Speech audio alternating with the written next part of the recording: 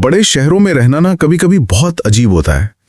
बिल्कुल, बहुत ही अलग सी फीलिंग होती है। मतलब हम ऐसी ऊंची ऊंची इमारतों में रहते हैं जहां एक दीवार के उस पार दर्जनों लोग मौजूद हैं। हम रोज लिफ्ट में अपने पड़ोसियों के साथ खड़े होते हैं, लेकिन अपने फोन में ऐसे देखते रहते हैं जैसे कोई बहुत जरूरी काम आ गया हो। हाँ, एग्जैक्टली, सिर्फ आई कांटेक्ट से बचने के लिए। हजारों की भीड़ आसपास होती है, फिर भी एक इंसान खुद को बिल्कुल अकेला महसूस कर सकता है। और यही आज के हमारे डिस्कशन का कोर है। सही कहा।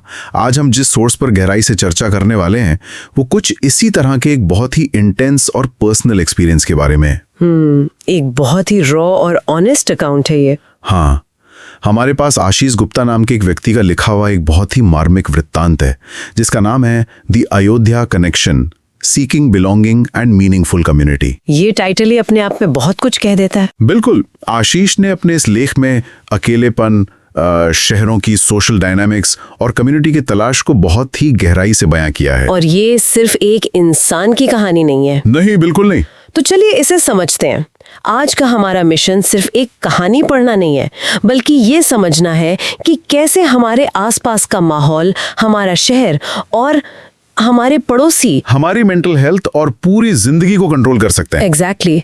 ये डीप डाइव हमें ये सोचने पर मजबूर करेगी कि कम्युनिटी का असली मतलब क्या होता है। ये टॉपिक वाकई में बहुत रिलेवेंट है आज के समय में। हम अक्सर सोचते हैं कि इंफ्रास्ट्रक्चर और टेक्नोलॉजी हमें जोड़ रहे हैं, लेकिन जमीनी हकीकत कुछ और ही है। वो तो है। आशीष की ये कहानी महज एक शहर से दूसरे शहर जाने का किस्सा नहीं है। ये एक इंसान की उस बहुत ही बेसिक साइकोलॉजिकल नीड को दिखाती है, जहां वो किसी कम्युनिटी का हिस्सा महसूस करना चाहता है। एक सेंस ऑफ बिलोंगिंग चाहिए सब पर। बिल्कुल। जब हम इस सोर्स को पढ़ते हैं तो समझ आता है कि अगर एक इंसान को वो सोशल कनेक्ट ना मिले तो उसका असर सिर्फ उसके वीकेंड्स पे नहीं पड़ता। और कहाँ पड़ता है? वो अकेलापन धीरे धीरे उसके काम, उसकी हेल्थ और उसकी जीने की इच्छा तक को खोखला कर देता है। अब ये बहुत ही डरावना है अगर गहराई से सोचें तो। और इसी अकेलेपन के बीच ना आशीष की कहानी में एक ऐसा पॉइंट आता है जो मुझे सबसे ज्यादा हैरान करता है। हाँ, वो अडॉप्शन वाला हिस्सा, राइट? हाँ, मतलब चलिए इसे थोड़ा डिकोड करते हैं। सोर्स हमें बताता है कि आशीष एक सिंगल इंसान है और अपनी लाइफ में बहुत ज्यादा अकेले हैं, लेकिन उन्होंने हाल ही में एक अडॉप्शन एजेंसी से एक लापता बच्चे को गोद लिया है। जरा सोचिए इस बारे में। एक आदमी जो खुद इस बड़े शहर में इतना लॉस्ट महसूस कर रहा है, उसने एक ऐसे बच्चे को अपना परिवार बनाया है जो सचमुच इस दुनिया में लापता था। ये कोई छोटा मोटा फैसला नहीं है। बिल्कुल नहीं।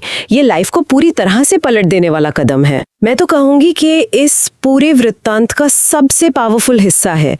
जब हम इसे साइकोलॉजिकल नजरिए से देखते हैं तो ये सिर्फ एक फैमिली शुरू करने की कोशिश नहीं है। तो ये और क्या है? देखिए, एक तरफ आशीष है जो समाज से पूरी तरह कटे हुए हैं, और दूसरी तरफ वो बच्चा है जो अपनी जड़ों से अलग हो गया था।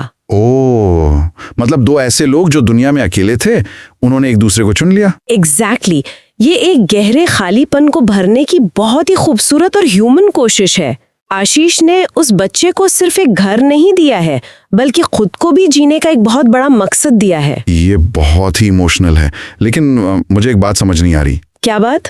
आमतौर पर हम यही सोचते हैं ना कि घर में अगर कोई बच्चा आ जाए तो सोशल लाइफ अपने आप बेहतर हो जानी चाहिए। हाँ, जनरली तो ऐसा ही होता है। मतलब बच्चे के बहाने लोग पार्क जाते हैं, स्कूल के इवेंट्स होते हैं, दूसरे पेरेंट्स से प्ले डेट्स पर बातचीत होती है। सही पॉइंट है। तो फिर इतने बड़े कदम के बावजूद आशीष लखनऊ जैसे बड़े शहर में इतने अकेले क्यों हैं? बच्चे के आने से तो ये प्रॉब्लम सॉल्व हो जानी चाहिए थी ना। यही तो इस कहानी का सबसे दिलचस्प और कॉम्प्लेक्स पहलू है। आशीष का एक्सपीरियंस हमारे टिपिकल अंदाजों से बिल्कुल अलग है। और ऐसा क्यों है? इसका मेन रीजन है लखनऊ की, या कहें तो हमारे ज्यादातर बड़े शहरों की सोशल डायनामिक्स। हाँ, सोशल डायनामिक्स है आपका मतलब?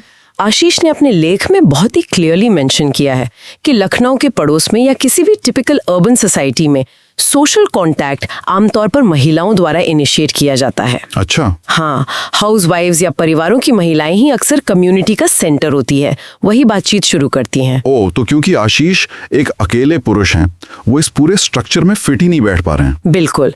आशीष का कहना है कि उनके पड़ोसी अपनी अपनी फैमिलीज के साथ बिजी रहते हैं, और एक सिंगल पुरुष होने के नाते आशीष उन्हें डिस्टर्ब नहीं करना चाहते। ये तो एक बहुत ही ऑकवर्ड सिचुएशन बन जाती है ना? और दूसरी तरफ उन परिवारों की महिलाओं के पास भी आशीष से बातचीत शुरू करने का कोई नेचुरल रीजन या कोई कन्वर्सेशन स्टार्टर नहीं होता। ये बात तो है। हमारे समाज में एक अकेली महिला या एक अकेले पुरुष के लिए पड़ोसियों के साथ घुलना मिलना हमेशा से थोड़ा मुश्किल रहा है। ये एक ऐसा इनविजिबल सोशल लॉक है जिसकी चाबी किसी के पास नहीं है। लोग चाहते हुए भी एक बाउंड्री क्रॉस नहीं कर पाते। और बात सिर्फ ऑकवर्डनेस की नहीं है, सोर्स में एक और बात बहुत स्ट्रांगली उभर कर आती है, वो पड़ोसियों के एटीट्यूड वाली बात। हाँ, आशीष ने लिखा है कि उनके जो पड़ोसी हैं वो काफी अमीर हैं और इस वजह से उनके अंदर एक अलग तरह का ईगो है। ये बहुत ही कॉमन चीज है जो मैंने बड़े शहरों में देखी है। आशीष खुद को एक एजुकेटेड और रिस्पेक्टेड इंसान मानते हैं, लेकिन उन्हें लगता है कि उनके पड़ोसी उनकी कद्र नहीं करते, क्योंकि उनका पैरामीटर शायद सिर्फ पैसा या फैमिली स्टेटस है। एग्जैक्टली। और सबसे अजीब बात, जब वो लोग कांटेक्ट करते भी हैं तो आशीष की बाउंड्रीज की कोई रिस्पेक्ट नहीं करते।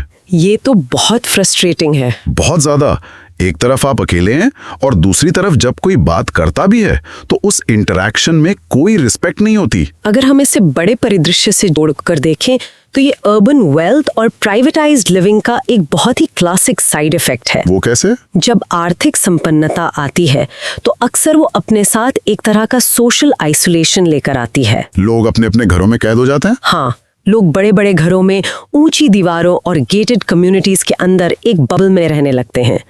उनके लिए उनका स्टेटस ज्यादा जरूरी हो जाता है। तो आशीष जो महसूस कर रहे हैं वो इसी ईगो का रिजल्ट है। बिल्कुल। एक कम्युनिटी सिर्फ लोगों के एक साथ रहने से नहीं बनती, उसके लिए म्यूचुअल रिस्पेक्ट, एक दूसरे की पर्सनल स्पेस और बाउंड्रीज की समझ बहुत जरूरी होती है। सही बात है। जब तक पड़ोसियों में वो रिस्पेक्ट नहीं है तब तक कोई भी इंसान उनके साथ मिंगल होना नहीं चाहेगा, चाहे वो कितना भी अकेला क्यों ना हो। तो एक इंसान करे भी तो क्या करे, आप अपने शहर में, अपनी सोसाइटी में आउटकास्ट फील कर रहे हैं।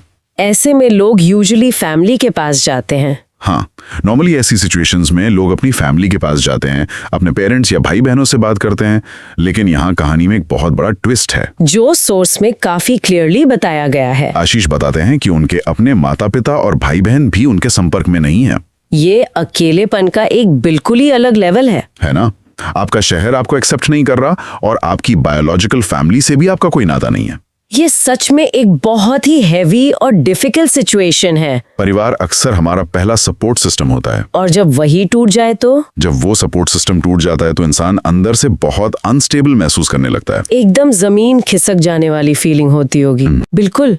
बायोलॉजिकल फैमिली से कट जाना और ऊपर से पड़ोसियों का ईगो, ये सब मिलकर एक इंसान को पूरी तरह से आइसोलेट कर देता है। लेकिन इसी डार्कनेस के बीच आशीष के लेख में एक बहुत ही इंटरेस्टिंग और उम्मीद से भरी डिटेल है। हाँ, वो अयोध्या वाले कमरे की बात। हाँ, सोर्स में मेंशन है कि उनके परिवार ने अयोध्या में उनके लिए एक कमरा असाइन किया हुआ है जहां वे जब चाहें आकर रह सकते हैं। ये एक बहुत ही क्रूशल पॉइंट है इस पूरी कहानी का। मुझे ये बड़ा अजीब लगा। मतलब परिवार से बातचीत बंद है, कोई कांटेक्ट नहीं है, फिर भी एक कमरा उनके नाम पर है। देखिए, साइकोलॉजिकल लेवल पर वो कमरा सिर्फ ईंट और सीमेंट से बनी कोई जगह नहीं है। तो वो क्या रिप्रेजेंट करता है? बातचीत बंद होने के बावजूद वो कमरा उनके लिए एक सेफ हेवन की तरह है। ये एक तरह का साइलेंट अश्योरेंस है कि उनके पास कोई जगह है। हाँ, जब दुनिया में हर जगह दरवाजे बंद लगते हैं तब भी आशीष को पता है कि एक जगह ऐसी है जो सिर्फ उनकी है। वो कमरा उन्हें उनकी जड़ों से जुड़े रखता है। बिल्कुल। ये उन्हें एक सेंस ऑफ सिक्योरिटी देता है कि चाहे कुछ भी हो जाए वो इस दुनिया में पूरी तरह से बेघर या लॉस्ट नहीं है। वो कमरा एक तरह से उनका एंकर है। सही वर्ड यूज किया आपने, एंकर। और यहाँ से कहानी में एक एक्शन फेज शुरू होता है। अब यहाँ बात बहुत ही रोचक हो जाती है क्योंकि उन्होंने कुछ प्रैक्टिकल स्टेप्स लिए। बिल्कुल। आशीष सिर्फ उस अकेलेपन में घुटते नहीं रहते, वो हार मान कर नहीं बैठे। उन्होंने क्या डिसाइड किया? सोर्स हमें बताता है कि उन्होंने एक बहुत ही ठोस कदम उठाया है। वो आज अपने होम टाउन अयोध्या आ गए हैं और वो भी होली का त्योहार मनाने के लिए। ये एक बहुत ही खूबसूरत और पॉजिटिव स्टेप है। हाँ, उनका मकसद सिर्फ त्योहार मनाना नहीं है, बल्कि वो अपने पुराने खोए हुए कॉन्टैक्ट्स को वापस ढूंढना चाहते हैं। होली का चुनाव यहाँ बहुत ही सिंबॉलिक है, मैं कहूँगी। सिंबॉलिक कैसे? क्योंकि ये होली को हमेशा से पुराने गिले शिकवे मिटाने, दूरियों को कम करने और लोगों से दोबारा जुड़ने के त्योहार के रूप में देखा जाता है। हाँ, रंगों का त्योहार है, सब मिल जाते हैं।